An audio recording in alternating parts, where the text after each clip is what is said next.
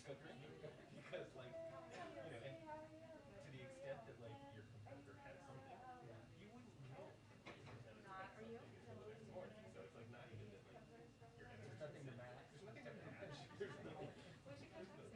There's no like chasing. I know, right? We only found one today. What is it? Once a day, and you know, then you like play poker and chomp cigars, and this is a little bit over. Yes, and you were boy on Or like And you dinner were a with your boy. family. It's like the weekend Doing a getaway with college friends, but just till like Sundays, and then I'll be done. Oh, the good old days.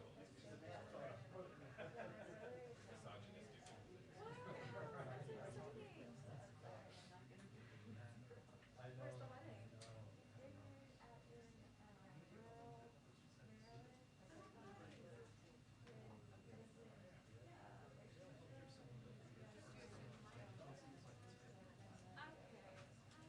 That's awesome. Congrats to your brother. Is he your only sibling, or do you have other siblings? We have a 2-minute warning on the briefing. 2-minute warning on the briefing. Thank you. That's so nice. And it'll be like fall weather, super nice. It's me. Yeah, super easy. Alright, well, I'll get out of here. Thing is starting, but yeah, but I'll touch you later.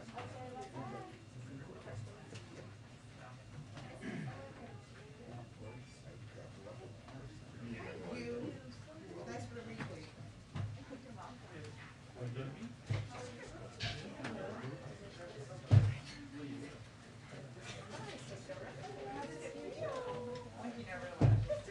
Welcome back to the front row.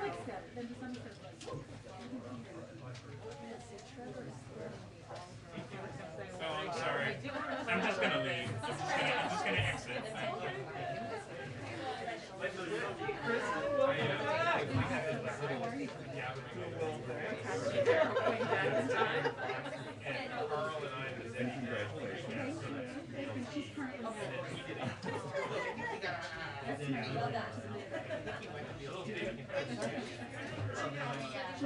My first week back.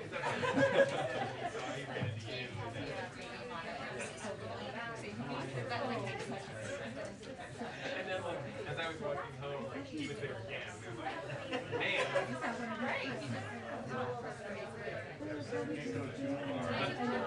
Oh wait, no.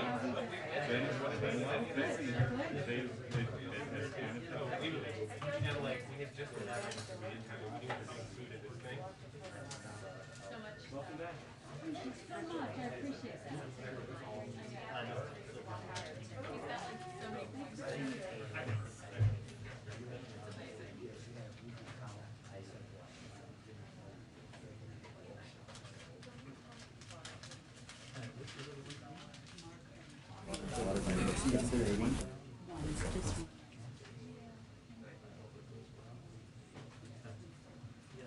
Oh my God. Yeah, no.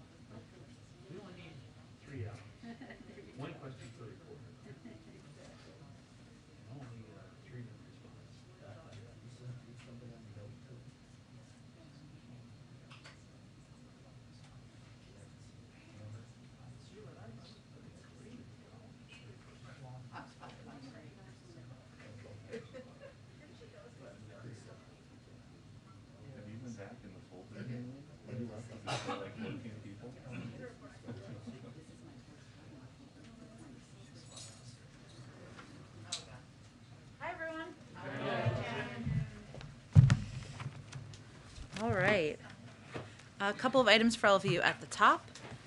With the pandemic taking a toll on so many young people, today we released a comprehensive overview of actions in the administration that we're taking to improve access and care for youth mental health and substance use conditions, including new resources to address youth mental health challenges. These actions include investing in direct service programs. The American Rescue Plan provided historic funding levels to expanded services that link children and youth to needed services in their communities.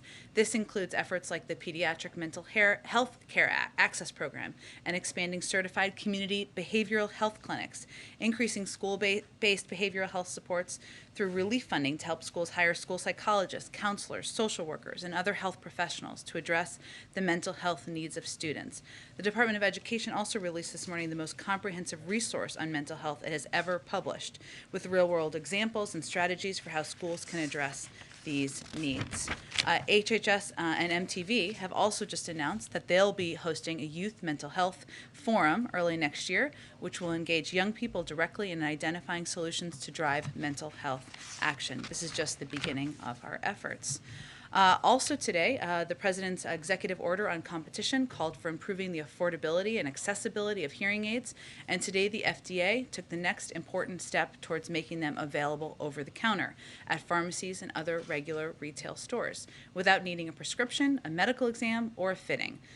Building on bipartisan legislation led by Secretary Grassley and Senator Grassley, and Senator Warren, the rules issued today will help millions of Americans with mild to moderate hearing loss get cheaper and more convenient access to hearing aids. About 37.5 million American adults have trouble hearing, but just 1/5 of them use hearing aids, in part because they're so expensive and inconvenient to get. The goal is to cut the red tape and allow more companies to compete to sell hearing aids. We're hopeful that the rules will be finalized next year, and with increased competition, expect hearing aids to cost hundreds instead of thousands of dollars.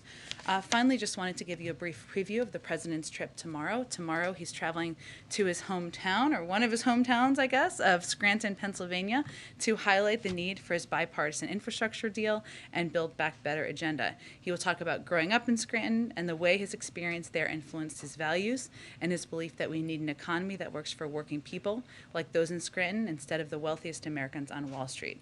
The President will explain these values are represented in his bipartisan infrastructure bill and Build Back Better agenda, which will invest in our physical and human infrastructure and help working families like those he grew up with in Scranton. He'll also emphasize, as you heard him do in Michigan last week, how his agenda makes the United States more competitive with China and around the world and can help America lead again on infrastructure, roads, highways, bridges, ports, and airports, and people, including education, research and development, and child care.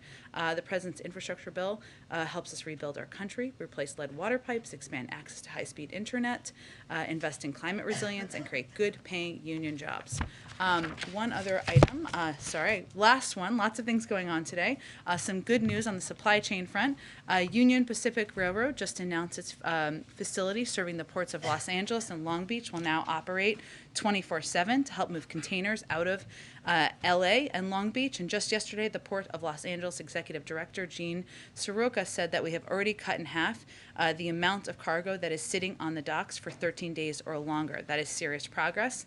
And this commitment from the railroad is just the latest step towards a 24/7 supply chain and the result of important partnership between business, labor, and the port leadership. And also, welcome back to Kristen Welker, back as a fierce mama journalist, and we're waving a hello to your beautiful daughter, too. Welcome back. She's not old enough to watch yet, but hopefully. Yeah, she's napping. Okay, and Darlene, why don't you kick us off? Thank you. Just a few questions about Rahm Emanuel's confirmation hearing tomorrow.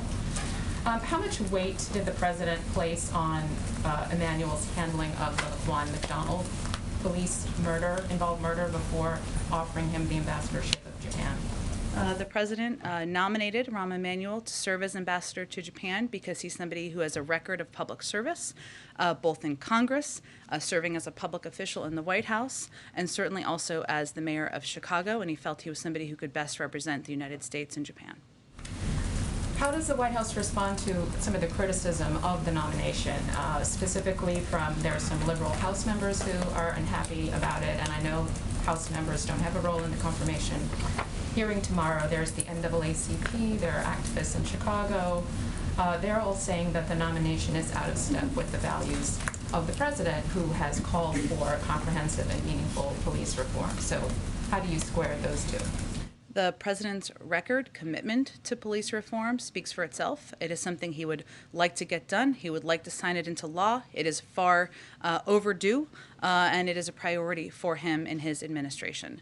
At the same time, he selects and has nominated a range of ambassadors to serve the United States overseas because of their qualifications, whether it's from business, public service, or other reasons that would make them qualified for these positions. And then lastly on that, presumably the president would have spoken with Rahm Emanuel at some point during the process. Did they talk about the McDonald case? I don't have any record of him speaking with him necessarily through the process. He didn't speak with every ambassadorial nominee. Obviously, he's somebody who he was familiar with. He knew his record longstanding prior to the nomination. And the president has made his own comments about that case, which I would point everyone to. Go ahead. Thanks, Jen. I just want to follow up on the supply chain that you just said was, you were seeing some serious progress on that front, so a couple of questions. Yeah.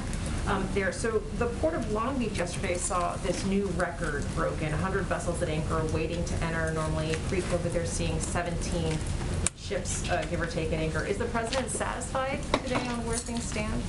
The president is satisfied that progress continues to be made. And one of the reasons that there has been so much traffic in a lot of these ports is because there are more goods that are being ordered by people across the country. People have more money, expendable resources. Their wages are up. More people are working than they were a year ago. And port to port, it's different. But statistically, some of these ports have 20%, 30% increased volume as a result of that. The president had said in his remarks last week that if federal support is needed, he would direct appropriate action. So what's the bar for that? What's the mark for directing additional, perhaps, federal appropriate action where you can? Well, clearly, we just announced a number of steps just last week in order to increase capacity. I just announced a step today, just a few minutes ago, or highlighted it, I guess I should say. And we're going to continue to evaluate steps that need to be taken in order to move toward a 24/7 global supply chain. The trade group that represents clothing manufacturers yesterday called on the administration to do more, basically, and they're asking perhaps that the Navy or the National Guard be called up to help unload cargo, drive trucks, do a number of things. Are those options? Is that an option? I'm not here to take options off the table, but I will say we have made a great deal of progress already by working with labor leaders, by working with individuals running these ports and companies running these ports, by working with private sector companies to make progress, expedite the moving of goods, as is evidenced by the progress made by some of the port leaders over the course of the last couple of days. Go ahead. Thanks, Jen. You said yesterday that beyond the Clean Energy Performance Plan, there's more on the table as far as what you could do legislatively on climate.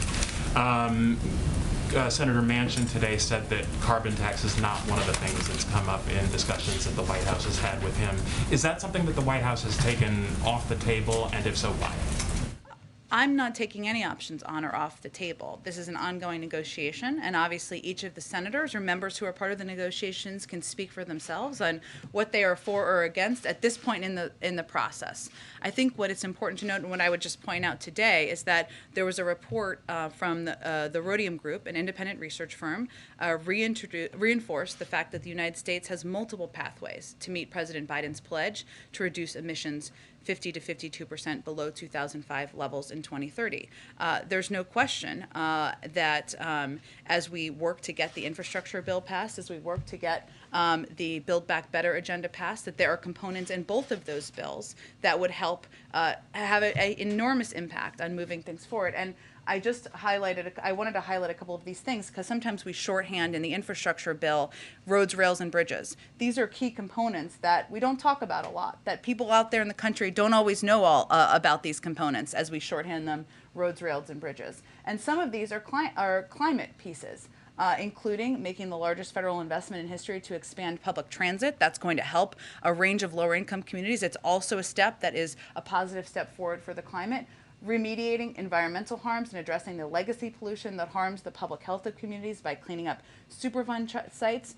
building out first ever national network of EV charging stations in the United States. What I would note, just to go back to this Rhodium report again, which we can share with all of you if you haven't seen it, is that while we continue to work with our colleagues in Congress on a clean energy performance program, this independent analysis lays out a path to the president's climate goal without the EPP in place.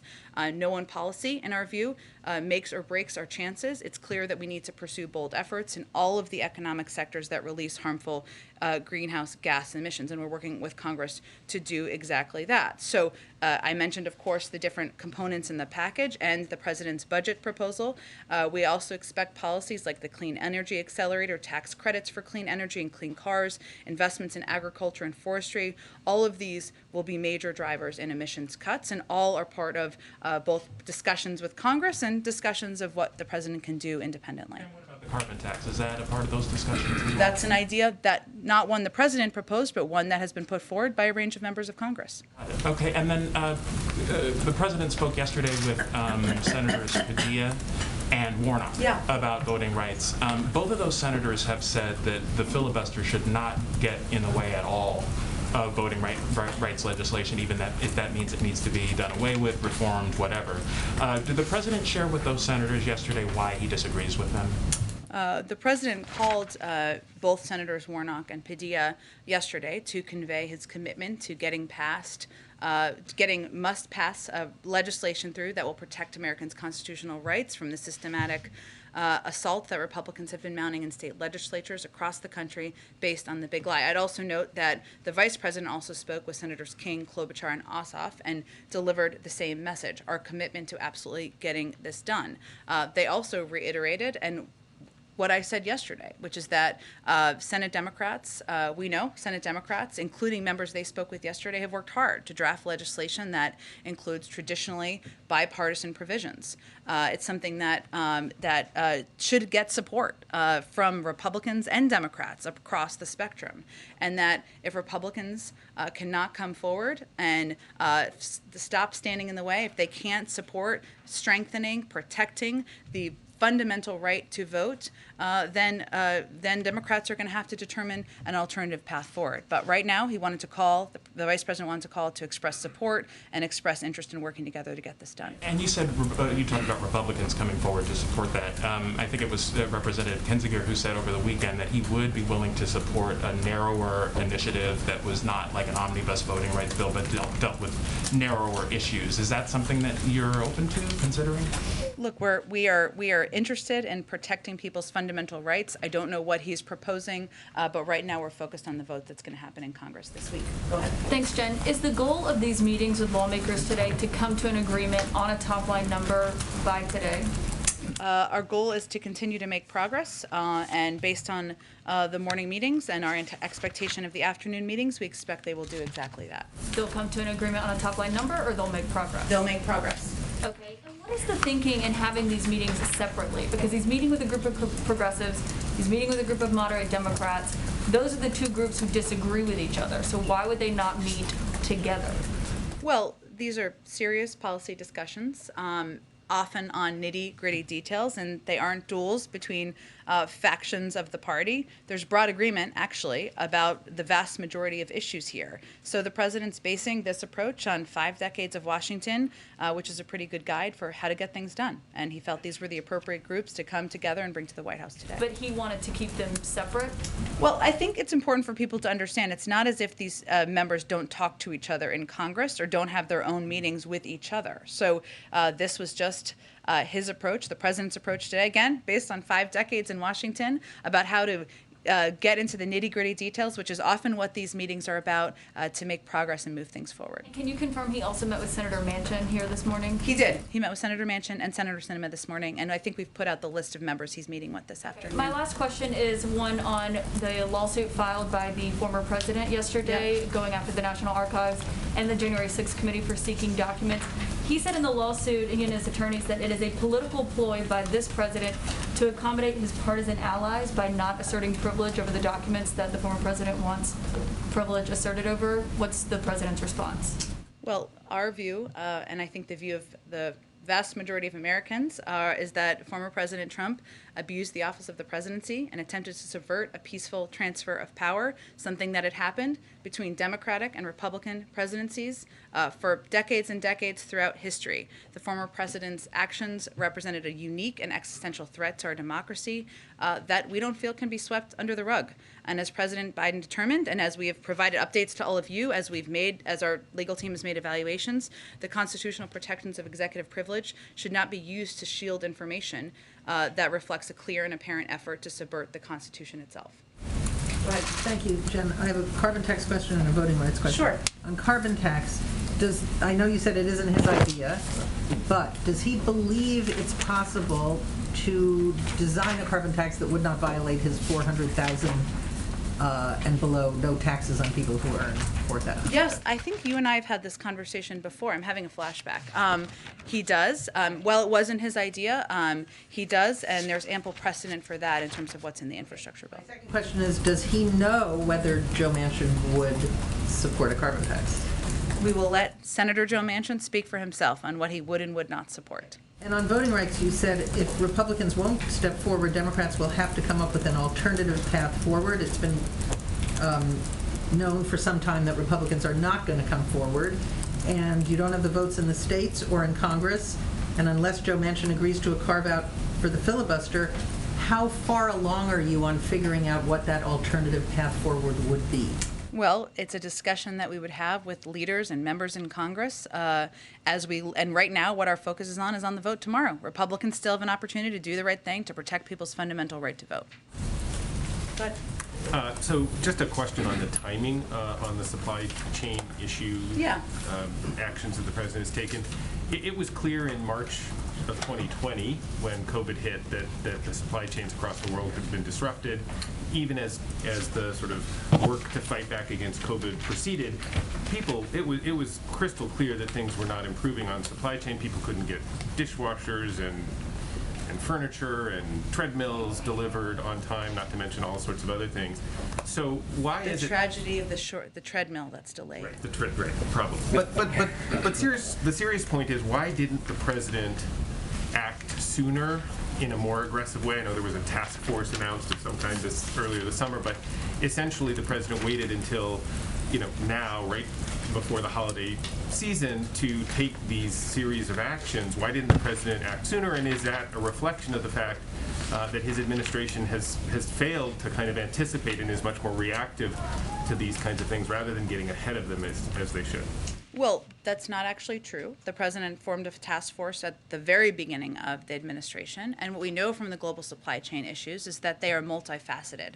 Right now, we've been focusing on the ports and issues at the ports, and what leaders at these ports will tell you is that they've seen an increase in volume dramatically as it relates to last year, a year ago, 20%, 30% increase in volume. But there are other issues that have impacted the global supply chain that we've been working to address through our task force from the beginning. One of them is the fact that manufacturing sites around the world have been shut down because of COVID. We've been working to be the largest supplier of COVID vaccines to countries around the world for a range of reasons. It's morally right, but also to help address those global supply chain issues and the impact that manufacturing and the slowdown in manufacturing can have on the global supply chain. Another issue that people will tell you, and you've done some reporting on, many of you, is the shortage of drivers that we have seen, and there's been some reporting on it recently, but this has been an issue throughout the course of the year. The DMV has expedited their approval of commercial driver's licenses. In 2021, an average of 50,000 commercial driver's licenses and learning permits have been issued each month, 60% higher than 2021 numbers. We've also been working with unions to help address the shortages of workers, whether they are at ports or whether they are driving issues or other components that impact the supply chain. So I think the important thing to understand here is that there are multiple issues that are impacting the supply chain. And some of that is that as the economy has turned back on, more people had expendable income, wages, to buy more goods. More people are buying more goods. People have started to also buy more things online than going into stores. And so that is also impacting the volume, and there's a need for more. So We've been working on this since February, and we've seen the uptick, perhaps related to the fact that this season, sometimes people are buying even more goods, but we've been working on it since February. Jen, I have a follow-up on that. I'll come back to you, Emerald. Go ahead. Thank you, Jen. As the president meets with lawmakers today, in his view, are there any non-negotiables in this package? Do any of his signature programs have to remain? His red line continues to be that he will not raise taxes for anyone making less than $400,000 a year. And what we think about here is what we want to achieve, which is historic impact on how we address child care and care issues that families across the country are having, making sure we're doing something to address the climate crisis, and making sure we're more competitive and putting people back to work. There are a lot of ways to get there, but that's why the president proposed his packages, but really the $400,000 taxes is his primary red line. And you've talked a lot about urgency in passing the bill. Yesterday you said time is not unending. When does the clock run out for the White House? I'm not going to set a new deadline today. I will just point you to the fact that today he is spending virtually nearly every minute of his day meeting with members of Congress, and I think that's a reflection of how urgent he feels moving things forward, coming to an agreed upon path forward, and moving towards delivering to the American people is. And then just a question on North Korea. This morning, it tested a ballistic missile launched from a submarine. First, do you have a response to that? And then secondly, can you point to any actions that the administration is taking right now to achieve its ultimate goal of complete denuclearization? Sure. Well, I know INDOPACOM and the State Department have spoken to this overnight, and I'd point you to them. As they've said, we condemn the DPRK's ballistic missile launch. These launches violate multiple UN Security Council resolutions and are a threat to the region. We call on the DPRK to refrain from further provocations and engage in sustained and substantive dialogue, and our commitment to the defense of the Republic of Korea and Japan remains ironclad. These launches also underscore the urgent need for dialogue and diplomacy. Our offer remains to meet anywhere, anytime, without preconditions. We're also closely consulting with allies in this. In fact, this morning, a special representative for the DPRK, Sung Kim, met with his Japanese and ROK counterparts to discuss how to engage the DPRK. And so we remain prepared to engage in diplomacy with the DPRK, and also, of course, to work closely with our allies and partners on addressing this as it proceeds. Just to be clear, you said that on October 4th that they hadn't responded yet, so they still haven't. Correct. Okay, thanks. Yep, go ahead, Peter. Thank you, Jen. Why is the administration flying thousands of migrants from the border to Florida and New York in the middle of the night? Well, I'm not sure that it's in the middle of the night, but let me tell you what's happening here. 2:13 It is our a.m., 4:29 a.m. well, very early in the morning. Here we are pre-dawn. talking about early flights, earlier than you might like to take a flight. It is our legal responsibility to safely care for unaccompanied children until they can be swiftly unified with a parent or a vetted sponsor, and that's something we take seriously. We have a right obligation to do that and to deliver on that. As a part of the unification process, our Office of Refugee Resettlement facilitates travel for children in its custody to their families or sponsors across the country. So in recent weeks, unaccompanied children passed through the Westchester Airport, which I think is what you're referring to, en route to their final destination to be unified with their parents or vetted sponsor. It's no surprise that kids can be seen traveling through states, not just New York. It's something that we're also working to unite children with their family members or vetted sponsors in other parts of the country as well. Okay, to follow up on some of the tax talk, there's this new proposal by Democrats in Congress and the Treasury Secretary to start monitoring every bank account that has $10,000 of cash flow per year. So is the plan to catch billionaire tax cheats by snooping on accounts that just have $10,000 in them? Well, that's not exactly an accurate description. So let me help you with an accurate description of what is actually happening here. And there was a statement by the Secretary of Treasury on exactly this, where she said in this statement, so just to reiterate, she deeply appreciates the work of Chairman Wyden and Chairman Neal's leadership on reconciliation, and in particular, the need to close the tax gap. At the core of a discrepancy in the ways types of income are reported to the IRS are opaque income sources, frequently avoid scrutiny, while wages and federal benefits are typically subject to full compliance. So people who get W-2s, whether they are teachers, firefighters, employees at Fox News, anywhere where they may may be getting a W-2, that's not what we're talking about here. They're already reporting their income. We're talking about high net worth individuals who are not paying the taxes they owe, and that's what this policy would propose to address. But in the statement that you just cited, it says many top earners avoid paying billions in the taxes that they owe by exploiting the system. So why is it that you need to start looking at accounts that just have $10,000 in it? Maybe somebody doesn't get a W-2.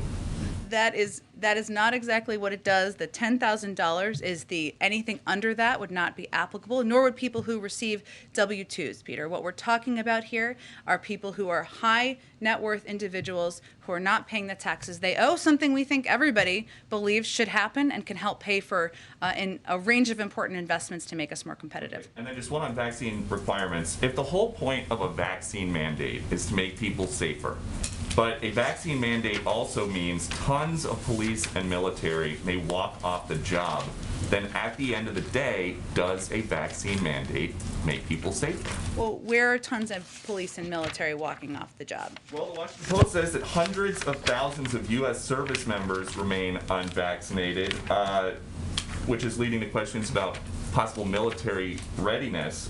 The L.A. County Sheriff says that 5 to 10% of their workforce could walk off the job. And so, considering is there any concern about that? Well, I would say what we point to, or what I would point you to, is evidence with a range of companies, organizations.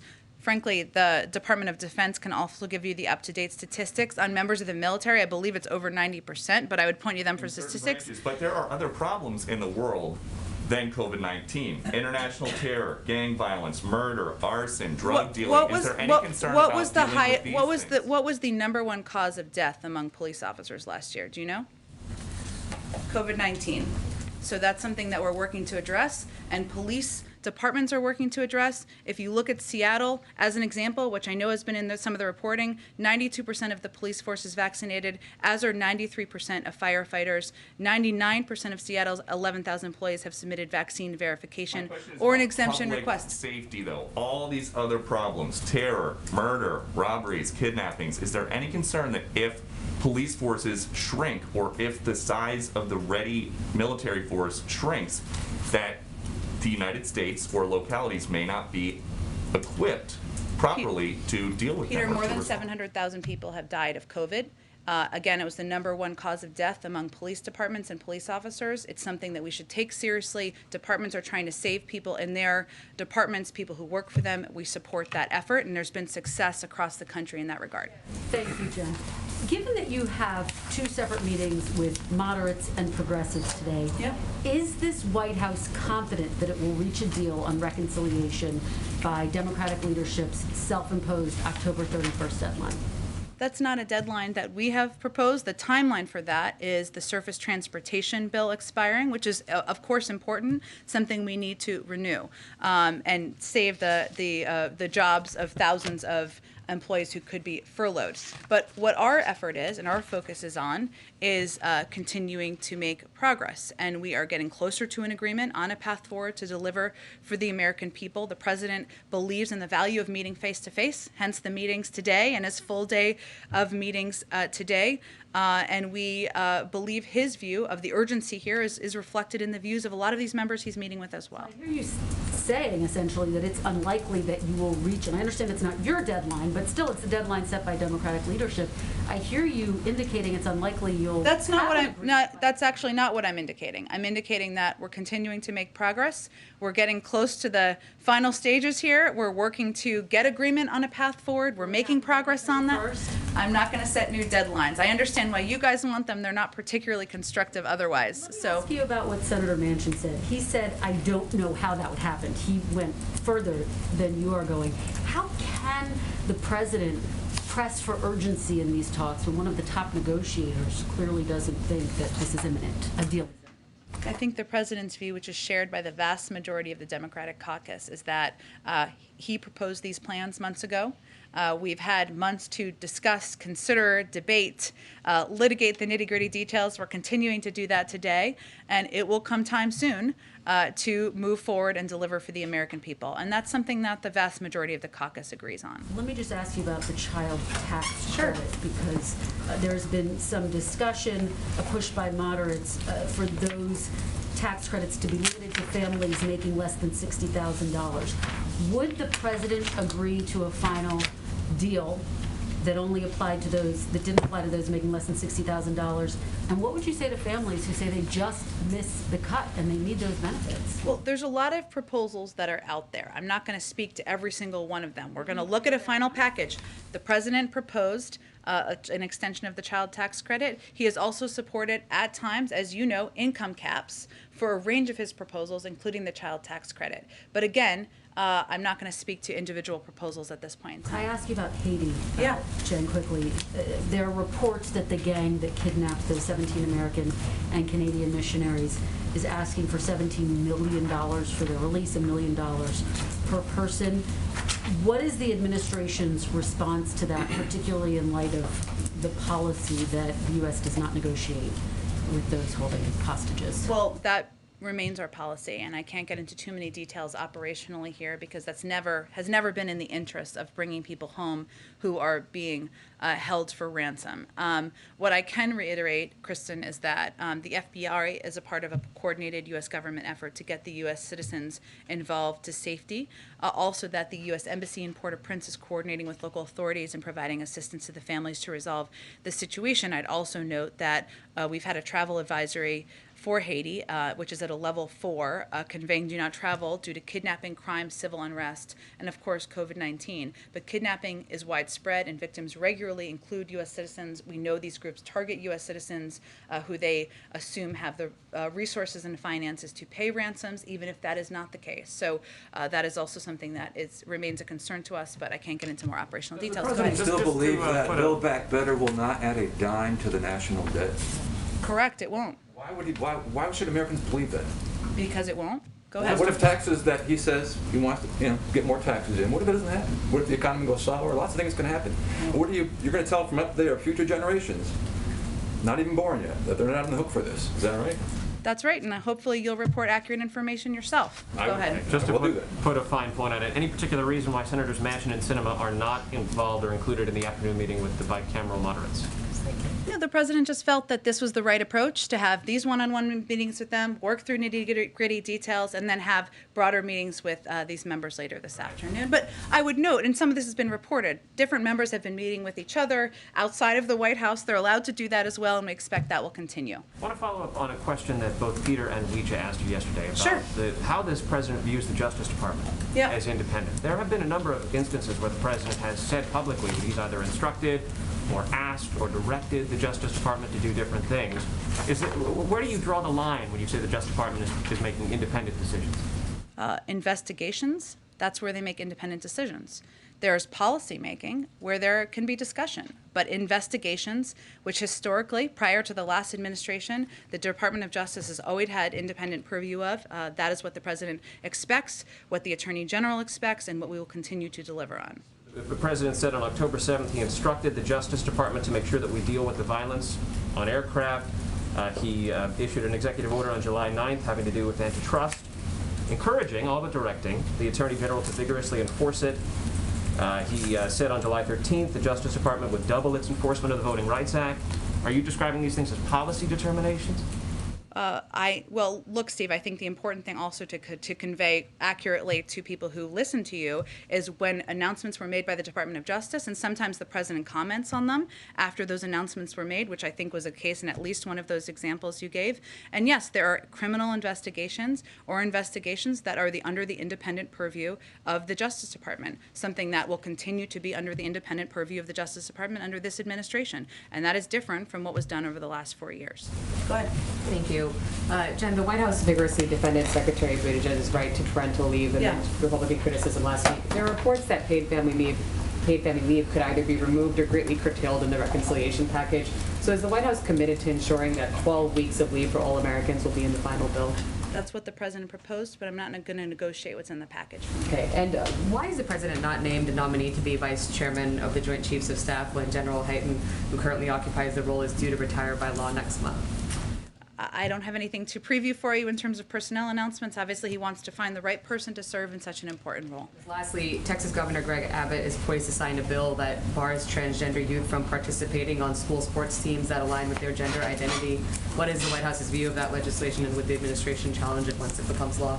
I'll leave that to the Department of Justice to determine if they are going to challenge that. But again, our view, the president's view, is that transgender rights are human rights, whether for adults, for kids, and that continues to be our policy. Go ahead, Nancy. Is the administration speaking with Europe at all about whether the travel policy will be amended so that the U.S. will let people in who have COVID and just one shot? So we, of course, base our guidance on the CDC and our public health experts here in the United States. We're always looking at evaluating how to apply that based on public health guidance. So nothing has changed at this moment, but we continue to review that as has been the case since the beginning of the administration. And just one more question on Haiti. Is there any other information you can give us about what the administration is doing to free the Americans who were kidnapped?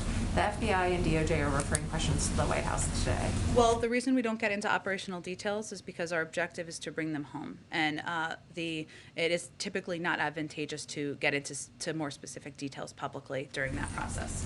But hopefully we'll have more to share when we successfully bring them home. Go ahead. Thank you, Jen. You mentioned the Manchin and Sinema meetings this morning. You've said that they were about getting into some of the nitty-gritty, but can you elaborate a little bit more on what these meetings are producing and why the White House feels confident that there is progress taking place through these meetings? Well, what we're looking to achieve is a unified path forward on a package that will address the climate crisis, that will address the care challenges for families, whether they are elder care, the cost of child care, community college, universal pre-K, and we're working to make sure we're competitive around the world by putting people back to work. We're talking about what that final package looks like and what can get the most votes to get it across the finish line. And in those conversations, we're making progress and coming closer toward a path forward. So that's what we mean by making progress. And you mentioned earlier, or seemed reluctant to say that the top line figure, coming to a top line figure was the goal for today. Is there any way to define progress for today if it's not to create a top line figure? We're going to make progress behind the scenes in order to move these things forward, but I'm not going to set new deadlines or timelines for you from here. Just lastly, Secretary Yellen is participating in these meetings this afternoon. Can you talk a little bit about her role, what that signifies, her participation in those meetings? Well, Secretary Yellen is clearly one of the president's top economic advisors and someone who has extensive experience and expertise in tax policy, something that is central to the president's plan to make our economy more fair, to ask higher income Americans and companies to pay more. And she's also somebody who understands the impact that a lot of these proposals the president has put forward can have on our economy over the long term. So she's just a wise and experienced voice to have in the room with members. Go ahead. Yeah, thanks, Jen. Back to voting rights real quickly. When you said Democrats will have to find a, quote, alternative path forward if the Freedom to Vote Act fails tomorrow, do you mean a new alternative legislatively in Congress or an alternative path besides legislation? What are possible alternatives in this case? Well, we'll have to discuss that once the vote concludes. But the president, as you know, has taken a number of steps of his own accord, including a historic executive order on voting rights, including additional funding referenced earlier to help protect people's fundamental right to vote, including asking the vice president or agreeing with the vice president that she would serve and lead this effort around the country. So this is an issue we're committed to, and we'll continue to be in conversation with leaders in Congress on how to get it done. Yeah, and I know you've been asked about the filibuster a lot over the last year, but would the president reconsider his position on the filibuster if Senate Republicans do block the Freedom to Vote Act tomorrow? Again, I have nothing other to preview for you than the president is committed to getting voting rights done. He had a range of conversations I just outlined for all of you. Whoa, okay, hopefully everyone's okay, that I just outlined for all of you. It remains a commitment of the president, and he's going to continue to work to get it done. Those meetings were just with lawmakers who already support the Freedom to Vote Act. So what came out of those meetings productive to help get this passed? conversations about the path forward and the conversations about the president's commitment to making sure voting rights become law, protecting voting rights.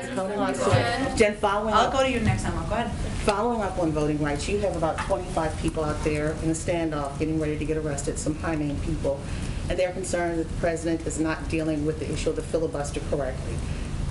That's one question on voting rights. What can the president do to move this forward if he does not want to deal with the filibuster? What can he do? Well, I think, April, what you've seen him do to date is take every step possible under his purview, whether it's signing historic executive actions into law, whether it is ensuring that there is funding that is provided to protect people's fundamental rights, whether it's giving major speeches on voting rights and conveying to people, including activists who are proudly standing up and defending people's fundamental rights, that this is something he's committed to do. Right now, there's going to be a vote tomorrow. We're going to keep working with leaders in Congress to get this done. So, with that said, you said just a few minutes ago the president has 5 decades in Washington. With that 5 decades comes relationship. He said before he's had a relationship with Mitch McConnell. Is this the time that he talks to Mitch McConnell about voting rights, to lean in, to get Republicans to stand and support it? Because this is not just a black issue, it's an everyone issue. Agree. It is an everyone issue, and it's a fundamental threat to our democracy, and it's a priority for the president to get this done. I don't have any calls with Senator McConnell to preview for you, but certainly the president's going to use every relationship, every lever, every bully pulpit opportunity he has to move this forward. And the last black agenda item, policing, executive orders. We understand that you are trying to move expeditiously on this. Mm-hmm. What can you tell us about these executive orders that you are eyeing right now? Because there are some who used to be in Justice Department said there's not much you can do, but what can you do with new executive orders as it relates to policing in this nation? Well, as you know, April, from covering this closely, we didn't put in place or sign executive orders, the president didn't, during the time where the police reform negotiations were ongoing at the ask of many outside groups. So that's something that we have now taking a fresh look at to see what can be done through executive action. I can't preview that at this point while it's in the process, but we're going to see, look and see what levers we have to pull to put in additional protections, even as police reform is not moving through Congress currently. Is there going to be more police accountability, because we understand he was not for removing qualified immunity? Is there going to be something that can give teeth to prevent police officers from deadly force? As you know, April, police reform, something he talked about in his speech last weekend even, is something the president's committed to getting done. I don't have anything to preview for you at this point, what those might look like. Go ahead. Jen, you said you called on me. Oh, sorry, go ahead, Emerald. Okay, thank you, thanks. I have follow-ups on a couple of topics. First off, Secretary Buttigieg, given the seriousness of the supply chain crisis and the multiple issues that you outlined, wouldn't it be wise for the secretary to get back on the bicycle, so to speak, and come back to work?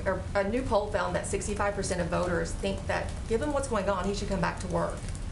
He's at work. He's on paternity leave. I was on a conference call with him this morning. He's in the department now, every day. Listen, Emerald, I think what you're getting at here is this question about whether men, parents, women should have paternity and maternity leave, and the answer is absolutely yes. In our view, that is the policy of this administration. That is what we're pressing to make law, so it's a reality for women, parents, fathers across the country, and we're not going to back away from that. This is a little different job than a lot of, and as one of my colleagues noted, we knew the supply chain issues were coming. Emerald, just to be clear, we are quite confident in the capabilities, the talents of the civil servants, the leadership at the Department of Transportation, just as we are at companies across the country where men take maternity and paternity leave. I took 12 weeks of maternity leave when I was the White House Communications Director, and I'm grateful to former President Obama for that and for leadership at the time for that. This is something men, women should have. They should have this time to bond with their children. Not going to apologize for that from here, and certainly we are able to get the job done for the American people in the interim. On that topic, who is the point person, who is the main person in charge in his paternity leave? There are a range of officials leading different components of the Department of Transportation, including the Chief of Staff, the Deputy Secretary of Transportation, a range of officials who keep that place humming, functioning every single day. Though on the vaccine mandates. I think we're going to keep going along. Go ahead. Emerald, I think we've spent plenty of time with you today. Go ahead. Why is the Biden administration Emerald, setting aside Emerald, compensation let's give some other people more time here, okay? Thank you. Go ahead. A lot more questions to other people, Jen. Question on the climate change summit next week. Does the White House view this current reconciliation bill as the last chance to pass measures within it, or do you think that whatever you can't tackle now, you might be able to get on or come back to in future bills? We do. We think that whatever we cannot tackle now, we will be able to tackle in future bills. The components of this are too important not to keep fighting for all of these pieces to become law. And then on the climate change summit, the leaders of the three other largest energy-consuming countries, China, Russia, and India, have not said whether or not they're going to be attending the summit next week. And there's been reports that President Xi will not attend. I'm curious what kind of message the White House thinks that sends if some of these leaders don't show up in Scotland next week. Well, we know, and I can't speak to every leader, obviously, and I know they'll have their own explanations. COVID is still a major issue in many countries around the world, and some of them have referenced that as the reason for not traveling at this point in time. In terms of the arrangements at the summit, I would point you to those leading the summit. We have had a range of constructive and productive meetings with leaders via video conference, via phone call. That's something we've had to do over the last couple of years because of COVID, but it is also a moment for a range of leaders, business leaders, executives, leaders from agencies around the world to come together and work to address the climate crisis. I know we didn't get to everyone, but I think we got to go. Thanks everyone so much. Have a good day.